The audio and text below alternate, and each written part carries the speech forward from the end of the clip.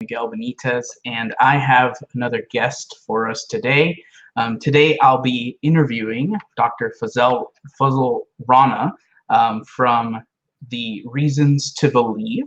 And I'm really excited to be having this conversation with Dr. Rana because he has recently come out with a book that he co-authored, Humans 2.0. And his co-author is Kenneth Samples, who I've actually interviewed twice before on my channel. So I'm glad to be able to interview Dr. Rana. So let me go ahead and introduce you, and then we can get started here. So Dr. Rana is the Vice President of Research and Apologetics at Reasons to Believe. He's the author of several groundbreaking books, including Who Was Adam?, Creating Life in the Lab, The Cell's Design, and Dinosaur Blood and the Age of the Earth. He holds a PhD in chemistry with an emphasis in biochemistry from Ohio University. So Dr. Rana, thank you for joining me today. Well, thank you so much for having me, Miguel. I'm looking forward to our conversation. Yeah, me too. Me too. I think this is a really important conversation. I've been working through the book, and I'm really excited about this book that you guys have put together. So the subtitle talks about, it says, Scientific, Philosophical, and Theological Perspectives on Transhumanism. And I think that you guys have done a great job of capturing the interdisciplinary nature of the concerns regarding something like transhumanism. So I'm looking forward to hearing more from you on this. So let's start off by first defining what is transhumanism. How should we understand this term when we hear it used? Yeah, and for those people that listen to your program or view your program, they may not be familiar with transhumanism, but if they've watched any science fiction or read comic books, they probably are familiar with some of the ideas behind transhumanism, because it's long been fodder for science fiction and for fantasy. And the idea behind transhuman is this, that we have as human beings a moral obligation, and I want to emphasize that the idea of obligation, to use science and technology to do what we can to improve the human condition, to mitigate pain and suffering in the world, to drive human progress, and that this hopefully will lead us on a pathway towards some type of utopian future. And many transhumanists believe that science and technology can actually extend our life expectancy and along with it improve the quality of our lives, again, throughout the duration of that extended life expectancy, and maybe even attain some type of limited immortality or some form of immortality. And so people see transhumanism as, in effect, a means to of salvation for individuals as well as for the human species. And so this idea is a complex idea that has scientific facets, it has philosophical facets, and even theological components to it. And I believe that transhumanism very well could be the chief competitor to the Christian gospel in the next several decades, because we live in a world that is becoming increasingly secular. People have an enormous amount of respect for science and for technology. We already turn to science and technology to solve our problems. So why not turn to science and technology to solve the ultimate problem that human beings face, and that's our death? And so I think the transhumanist message is going to be incredibly appealing in decades to come. And so I think it's very important for Christians to know how to effectively engage this idea and really see this idea as an opportunity for advancing the kingdom of God. Yeah, thank you for that. It can get a little fuzzy, a little unclear with this term transhumanism, and so I think it's good for us to get started by just being clear on what we mean by that. I also think that it's interesting, and you pointed out, we really are, even though we're talking about technological advancements, we really are still wrestling with some of the more basic, more fundamental questions. What are we as human beings? Why is it that we have this this natural kind of push against death and our own kind of mortality. And so a lot of fundamental questions still being addressed here. It's okay. Yeah, I mean, that your point about, you know, there are fundamental questions about who we are as human beings that really become very important. And I think that's critical for us as Christians to really be clear upon what we think human beings are and human nature actually is as Christians as we begin to engage this idea. Because, you know, part of transhumanism is to use technology to alter our biological makeup in such a way that we would enhance human beings beyond our natural biological limits, making ourselves stronger, you know, more intelligent, more psychologically well-adjusted. In fact, some people that are part of the transhumanist movement see technology as a way for us to take control of our own evolution, if you will, altering human beings to create an ensemble of post-human species that presumably would be better adjusted to live in the world that we have created through our technological advances.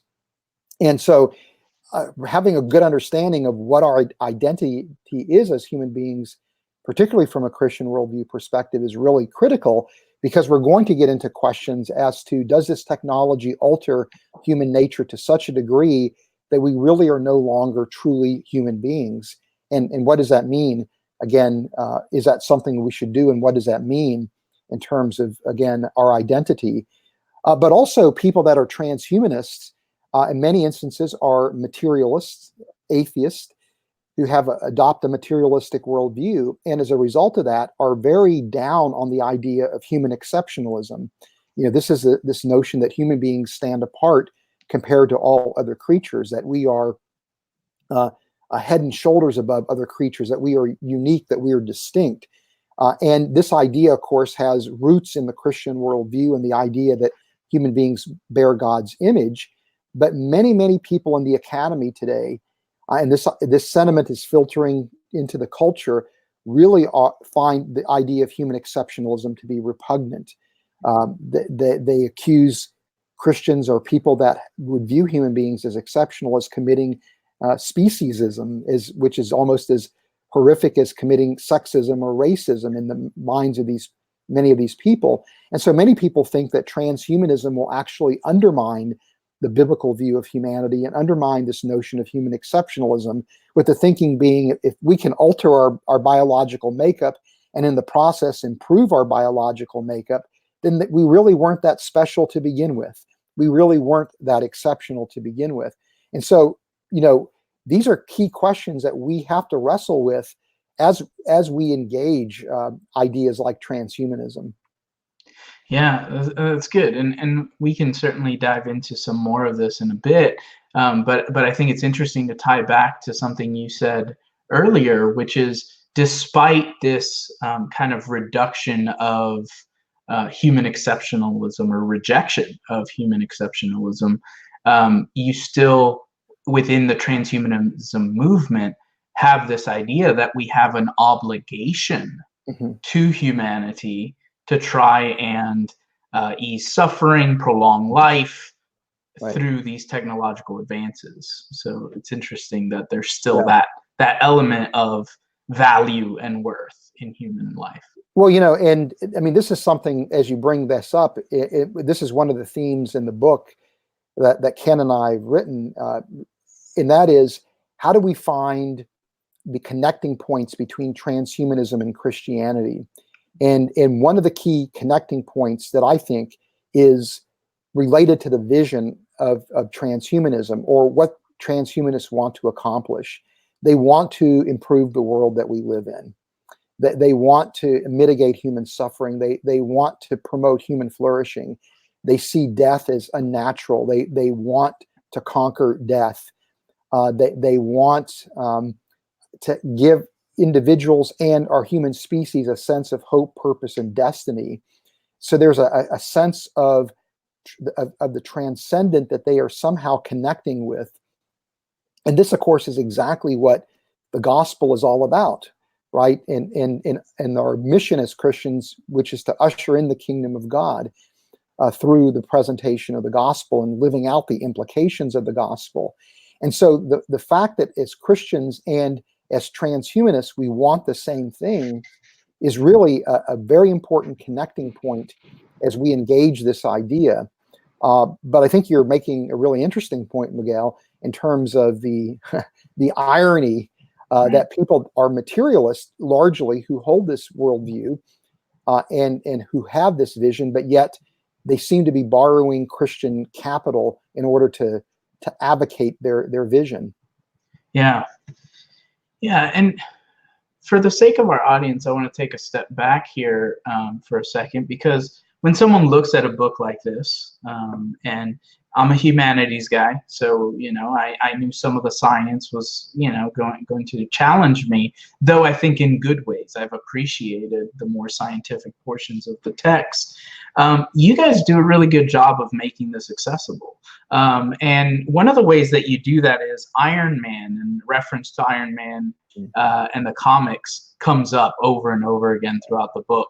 Why was Iron Man such a good example to use and interact with throughout this text? Yeah, well, as I mentioned earlier, when we think about transhumanism, we immediately think of science fiction and fantasy. And so in some respects, works in science fiction have done us a service and a disservice when it comes to engaging transhumanism. It's done us a service in the sense that through literature, we've already begun to wrestle through some of the implications of transhumanism, but in a fun, more provocative way. But also we've become desensitized, I think, as well, because of comics and because of science fiction, to maybe some of the more disturbing aspects of the transhumanist vision. But I'm a comic book nerd, and to me, the quintessential transhumanist superhero is Tony Stark, or Iron Man, where he uses technology to actually augment his physical strength and even his intellectual capability through the use of AI technology. And so Tony Stark is a meld of machine and man. And one of the things that's so provocative about the Iron Man comic story arcs over the years has been this willingness to explore our relationship as human beings to technology, and what does it mean to human identity when we begin to interface ourselves with the machine? Who owns the technology? What's the equitable use and the fair use of that technology?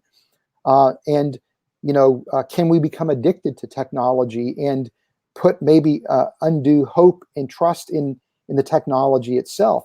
And so I thought it would just be fun for people to help see some of the issues connected with transhumanism through a medium that they probably are very comfortable engaging and have already engaged. So that was the reason for using the Iron Man, vignettes. But I also, in terms of engaging people in our culture and conversations, there's just this fascination now, almost an obsession with superheroes. And it's provocative to think why that is the case as we become more secular as a culture. That's another topic maybe for another program. But you're much more likely to get into a conversation with somebody about Iron Man than you are about transhumanism necessarily. But what a great segue to transhumanism, and then a even better segue to really more spiritual and philosophical issues that are really fundamentally important. Yeah, that's excellent. And I really appreciated that. I'm not as familiar with the comics, though I have gotten swept up in this kind of Marvel movie making mania that's been going on. So some of it I was familiar with, but even the parts I wasn't as familiar with, it made the text more accessible and made me understand the implications. I do want to pause for a second here and just highlight something that you said that applies certainly here, but I think is important for the audience to note. This comment you made about science fiction, and I think it applies to literature in general, both the strength and maybe a weakness in it. The strength being that's what fiction, what literature allows us to do, is wrestle with things, so that when we do encounter them, we've had kind of a safe place to wrestle with them. Right. It's why, as human beings, we're still drawn to things that make us sad, that make us laugh, that make us, is because that we're able to almost practice for those moments when it's real, you know, and I think that's a really important point. And so Iron Man serves as a really good example of that. But then on the negative side as well, it's interesting. And I know that this isn't technically transhumanism because he wasn't human at all, but in the Marvel films, as I think of something like Vision, right, and the relationship that was developed with Wanda or Scarlet Witch, I saw myself, and I know better, right? Philosophically, I know better, but I saw myself wanting them to be together. I saw myself wanting a relationship to last and to, you know, and so sometimes literature, movies can also kind of push us in a particular direction without us even giving it much thought. Yeah, well, we didn't in the book address the issue of artificial intelligence very extensively. We have a small special focus section at the back of the book, just briefly discussing a little bit about AI. And so that in and of itself is a whole different topic. Right. Now, AI will very much be part of our future. And this allows me an opportunity just to distinguish between transhumanism and a post-human future, where transhumanism is one pathway to a post-human future where we would alter our biological makeup in such a way that we would create, entities that would be unrecognizable as human beings. But we also are doing other things with technology that would contribute to the post-human future. One of them is developing AI technology, and the other, of course, is using genetic engineering to alter animals to the point that maybe animals develop, something akin to human cognitive capabilities. Right. And so these are very real questions as to now, what do we do with these entities in the future? Should they be afforded the same rights as human beings or as post-human beings? To your comment about Vision, one of the things that we do write about in the book is the fact that AI systems are really very sophisticated software systems. And they're never going to be anything more than that, in my estimation. Right. But they're designed to mimic human beings. And one of the qualities we have as human beings is a capacity called theory of mind. In other words, I recognize that you have a mind like me. And so I can anticipate what you're thinking, what you're feeling. We have this capacity to connect with each other in ways that no other creature on the planet can connect. But that tendency, that theory of mind, means that we anthropomorphize. We anthropomorphize animals, we anthropomorphize machines. And the real danger, I think, of AI is that we are going to anthropomorphize AI systems and give them human qualities, though they don't actually possess them. And then we're going to treat them as human beings. And that's exactly what we see happening with Vision. Right.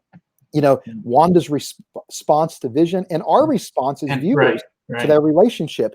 Yeah. And so, this is something to keep in mind, as we think about, what does it mean to be a human being, which is, again, one of these central questions that transhumanism forces us to ask, is also keep in mind that we have this tendency as human beings to falsely attribute human qualities to things that aren't human beings. And that's what makes us exceptional, I believe, or contributes to our exceptional nature, but can also ironically be what undermines our view that we are exceptional. Yeah, excellent. So now that you did early in the book, you guys state that you're not going into AI in any depth, and you do have a small section in which you address some of those things. So now that we've kind of made a little bit of a distinction there, what are some of the more recent advancements in transhumanism? What are some concrete examples of transhumanism in society today? Yeah, and one of the things we try to do in the book was to help the reader kind of separate the hype from the actual science and technology, because there's so much discussion now going on about what our technological capabilities will be in the future, and a lot of hype associated with that. And so what we try to do is identify those areas in science and technology where I felt like they were legitimate advances being made that actually, in a real way, contribute to the transhumanist vision. And the three areas that, in my mind, are the most likely areas that are going to impact this conversation in a real way are advances in genetic engineering, particularly our capacity to do gene editing thanks to the advent of what's called CRISPR gene editing technology, computer-brain interfaces, where we can develop electronic systems that we can interface with the human brain that allow people to control computer hardware and software with our thoughts. And then finally, anti-aging technology, which is really an umbrella for advances that are happening in a number of different related areas of biotechnology that can be used to alter or to disrupt the aging process in such a way to extend our life expectancy. So those are the three main areas of science and technology that I believe are going to, at least in the immediate now, really have an impact on transhumanism.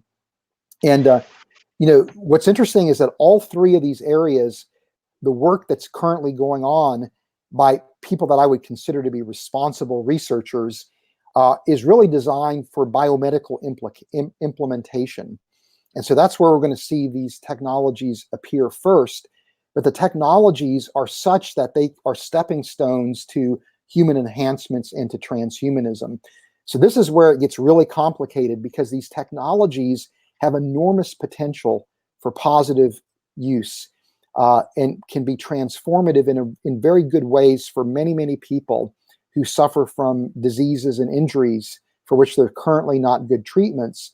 But the insidious part of this is that they can be misused or misappropriated for human enhancement and, again, transhumanist ideals. Yeah, and I'd like for you to expand a little bit on that. First, I thought you and Ken did a fantastic job of not being alarmist in this text. I think the temptation, I've read a lot of articles online by thoughtful people, and it's always more of a, the transhumanists are coming kind of idea, where as I was reading some of the sections, and I'm not quite sure who wrote what, right? But as I'm reading some of the sections about some of the recent technologies, there was a lot of reason for excitement there, possibilities that could seriously reduce suffering, curing diseases, I guess diseases that we currently don't have any kind of cure for right now. There seemed to be a lot of promise there, and some of that optimism, I think, came out in the book. Are you optimistic about certain aspects of this research? Oh yeah, very, very optimistic. And for example, with CRISPR gene editing, you have this very powerful technique that is revolutionary that allows us to, with high precision, modify the genetic makeup of organisms, including human beings. And this can allow us to treat genetic disorders by replacing defective genes with healthy versions of the genes.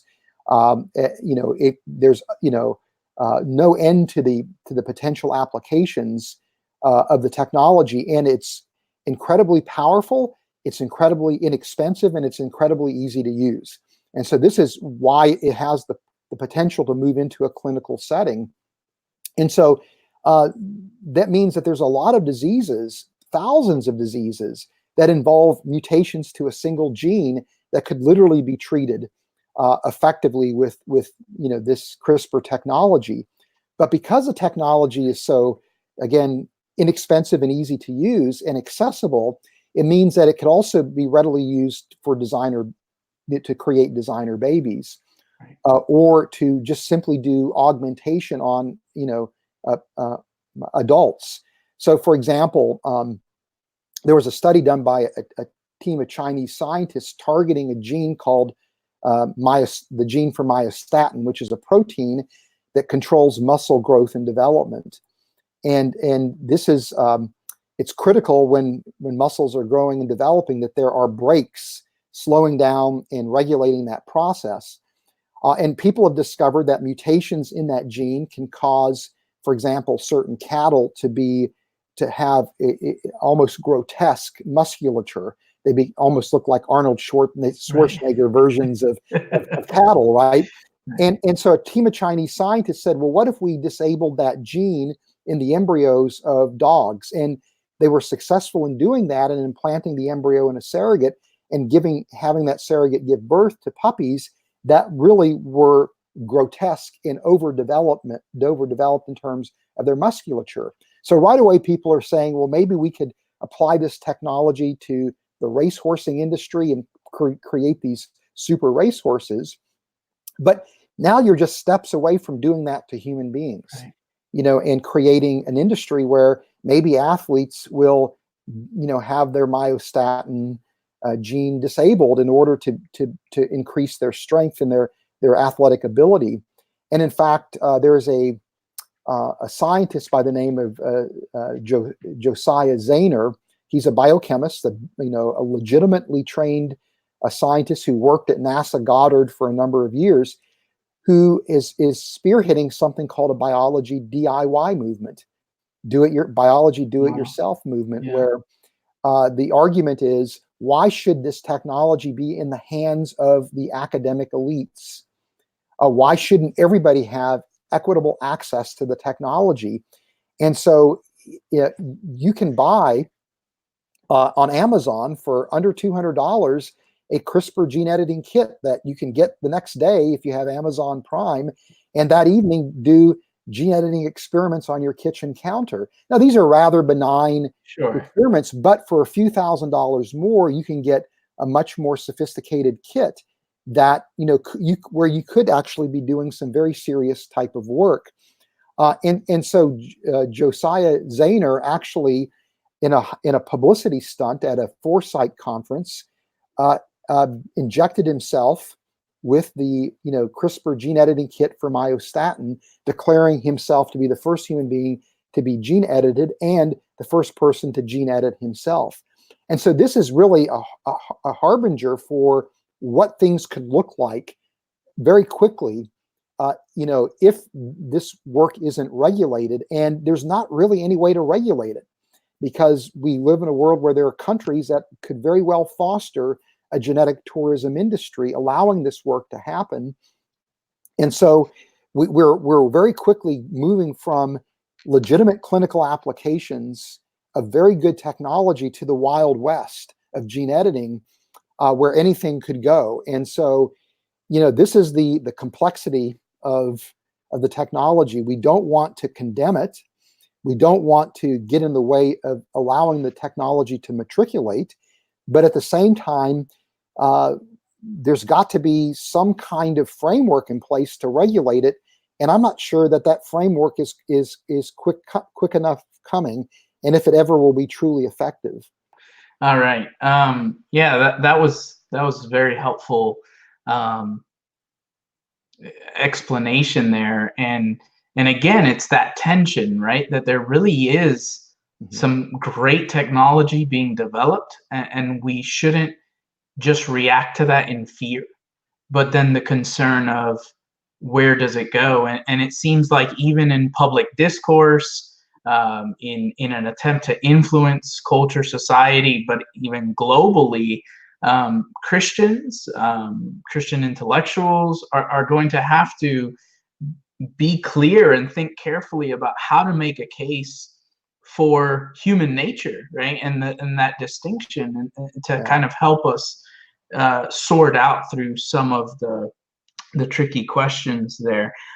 So what are some of the philosophical or ethical concerns that we start to run into? You've covered some here, but what are some of the ones? And again, I want to emphasize, especially for the audience here, there's some good here, and there's some optimism that I see even in the book, and I was excited as I'm reading some of the chapters, but there are some concerns. And so what are some of those? Well, I mean, and we can use gene editing as a wonderful example, because when it comes to doing gene editing, there are two different approaches that you could take. One is to do gene editing in an adult, right? This is called somatic cell gene editing, where you're trying to do gene editing to alter the genetic makeup of cells that are part of the adult organism, the adult human being. So, for example, if somebody is suffering from cystic fibrosis, this is involving a mutation in a single gene that serves, that encodes a protein that's a chloride transporter. And when that's defective, people develop cystic fibrosis. So you could easily target the CRISPR gene editing package to the lung cells and replace the defective gene in those cells with a healthy gene. Now, you're not going to do it comprehensively in the entire body, but you're targeting particular tissues, which could go a long way towards maybe not curing the person of the genetic disorder, but really helping to be more effective at managing it. But let's say you decide that you want to eliminate cystic fibrosis from the human gene pool. Again, a noble goal, to be certain. The only way to do that now is to do gene editing at the embryo stage, which means that you're going to have to couple that with with in vitro fertilization, creating an ensemble of embryos that you're then going to gene edit, and those in which the gene editing doesn't work well, or there's things like off-target effects, are going to require embryos to be screened and some to be destroyed, some to be selected and implanted. And so right away you see now the potential for a lot of very serious ethical problems related to the identity of the embryo. I believe the embryo is a human person, but now this raises a lot of concerns on the part of a number of people, both Christians and non-Christians alike, as to, is this something we really should be doing? You run the risk of now producing or introducing an artificial gene into the human organism that will be transmitted to the next generation if that individual reproduces, which means you're now introducing it into the human gene pool. And so that raises concerns. You have to have a source of eggs, and to do the research, to get the technology to work, maybe even a source of eggs for clinical use. Where do you get those eggs from? From women who are most likely going to be donating eggs, particularly if you monetize it, are going to be women that are socially, economically disadvantaged, but they probably will never be able to benefit from the technology. And so you can begin to see where a lot of the ethical issues start to emerge, and we could go on and on and on, about the ethical complexities. And so this is, again, typical of, the type of ethical quagmire we can quickly run into. And, one of the things that we do in the book is to point out that a secular approach to bioethics really doesn't work well, because you're in an arena where you're either doing something like consequentialism or utilitarianism, where you're trying to minimize pain and suffering or promote the greatest good for the greatest number. And so, when we think about gene editing at the embryo stage, is it okay to destroy a handful of embryos so that one embryo can have a sentient existence where it's free, that individual's free from, the suffering from cystic fibrosis? So you're now getting into this almost like an equation where you are weighing the value of one human life versus another human life. And so we point out that secular ethics really is not going to get us anywhere. And interestingly enough, there are bioethicists who are arguing that we don't have the ethical categories currently to really deliberate on this. And so they're calling for a new ethical framework. And so what we argue in the book is that we don't need a new one, but we need to return to an ancient one, which is one built around the Christian worldview. And we argue that the Christian worldview is powerful enough to produce an ethical system that will simultaneously encourage technology development, but at the same time protect human beings from being exploited, and to minimize the issues relating to justice that are part of these emerging biotechnologies. Yeah, good. And to tag on, I thought something that you guys stated in the book was really helpful, and also it was instructive to the reader, because the temptation is to minimize this or make a simplistic response, and one that I hear often: we don't want to play God, right? But you guys discourage your readers from just kind of boiling everything down to, we don't want to play God. why isn't that a sufficient answer for this kind of an issue? Yeah, well, in this gets to the I think the organizing principle in Christian ethics, and that is the image of God. Because we bear God's image, we as human beings, as every human being has infinite worth and value. Because we bear the image of God, we've also been given certain responsibilities, and those responsibilities, involve being granted dominion over the creation, which means that we have the creation at our fingertips to use, but we're to use it in a way that benefits humanity, that benefits all life on earth. That we have certain responsibilities as we've been granted this rulership or this dominion over the creation. We have a responsibility, and so part of the point would be this: is that developing biotechnologies falls within the umbrella of our dominion, so it's been authorized, if you will, by the Creator Himself. But we're only able to exercise dominion because we bear God's image. And if God is a creator, then as human beings, we are also creators in some respect. And so when we paint, when we invent, we are exercising or manifesting the image of God, which I think brings glory to God.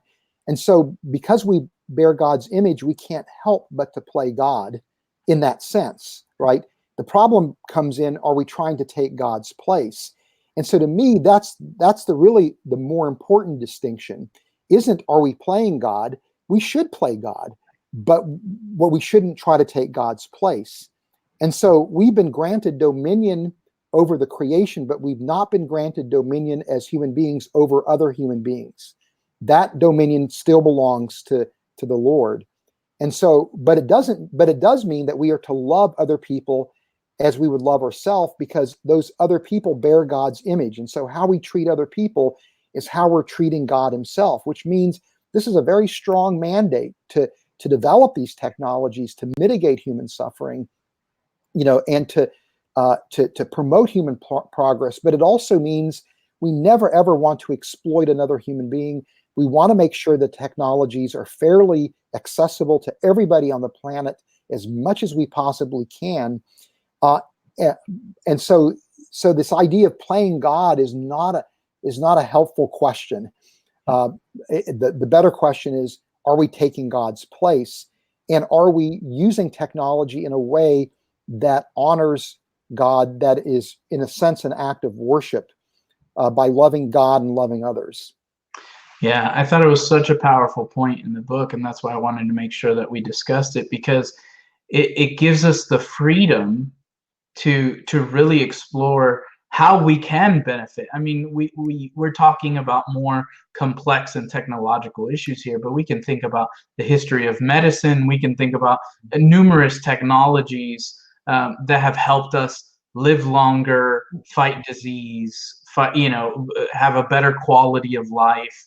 And so it allows us to still explore those things, but with parameters that still honor God and our neighbor, right? And so I thought that was a really good point. And unfortunately, I think sometimes as Christians, and I know I've been guilty of it, we kind of hear a nice, easy response to something and we just adopt it, right? And so I think this is one of those examples. We don't want to play God, but I thought a great point.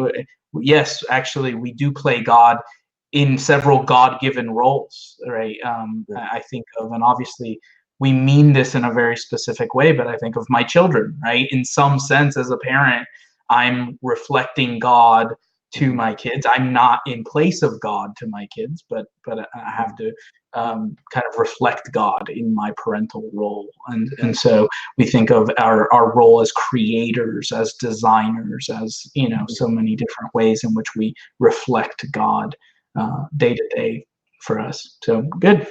And kind of we've had a good discussion here, and I want to try and draw it to a close. What do you hope that readers of your book will kind of walk away from? You guys, this is you guys tackled this in a very thorough but accessible way. You touch on the science, you touch on the philosophy, you touch on the theology. What's your hope for the reader and perhaps moving forward as this discussion continues? Yeah. Well, the reason that we felt motivated to write the book was, first of all, to really put transhumanism on people's radar screens, because this idea is so rapidly taking hold in the academy. It's filtering down into our culture, and we hope that Christians are aware of transhumanism, they understand it, and they realize the importance of engaging this idea and engaging it well. We wanted to make sure that we provided a resource for people to begin to understand a little bit of the science that's undergirding transhumanism, to help them to appreciate some of the ethical issues, but then more importantly, to suggest a roadmap of how, as Christians, we should engage this idea. And there's really two prongs to that engagement. One is, as we've talked about at this point, is really the ethical engagement. I think the Christian worldview has a lot to contribute to the conversations our culture is going to engage in about what technologies we should develop and how we should use them. And if Christians can come to the table with a credible voice, we can, I think, effectively help guide the technology in a way that allows us to control what the future is going to look like as much as anybody can. My concern is that if we don't do that, then we are going to have given up territory, so to speak, and it's going to be non-believers that are going to shape how the technology is used. But also, I always try to look for ways to communicate the gospel in our culture. What does the gospel have to say about transhumanism? In one part of the last part of the book, we point out that, in effect, transhumanism is really a counterfeit gospel. And it's very important that Christians are able to help people understand why technology can never truly save us, and more importantly, to recognize the connecting points between transhumanism and Christianity, the parallels, and exploit those parallels in the best possible way to build a bridge to the gospel. Because at the end of the day, what transhumanism is doing is exposing, even in a secular culture, the need that every person has for hope, purpose, and destiny. And it's only in the person of Christ that ultimate hope, purpose, and destiny can be realized. And so what a great opportunity for Christians to present the gospel. What a great opportunity for the gospel to become relevant in a fresh, new way as our culture moves in this direction. And so we really hope that Christians recognize this not as a threat, but as an opportunity to advance the Christian worldview and advance the gospel. Yeah, I think as we look at church history, and particularly church history in America, we see that opportunities arose, and unfortunately, some of the times the church, out of fear or ignorance, pushed away and lost an opportunity to have that voice on the ground level, like what you're saying. And so in order for Christians, in order for people who have thought about this, not just from a consequentialist or pragmatic point of view, but who are thinking with important ethical concerns, to be able to speak into this, the earlier we do that, the more influence you have. Many times Christians are reacting when something is already far too gone. And so I think that this is a good example of something that, hey, there's still time, particularly when we're thinking about those three different areas or disciplines that you guys cover in the book. There's a need for people to be thinking about this theologically, philosophically, and scientifically, and not just alarmists, but rather how can we redeem this and take this as part of that cultural mandate of taking dominion over the creation. Thank you so much for your time. Thank you for being willing to chat with me about this. I think it's a great resource. And to the audience, I will be linking the link to purchase the book down below. Please make sure to check that out. Also, be sure to, if you're new to the channel, subscribe. I do interviews like this as well as some other kinds of videos, and be sure to share this interview with your friends. Thanks, Yeah. Dr. Rana. Well, thank you for having me. I enjoyed the conversation. Likewise, thanks.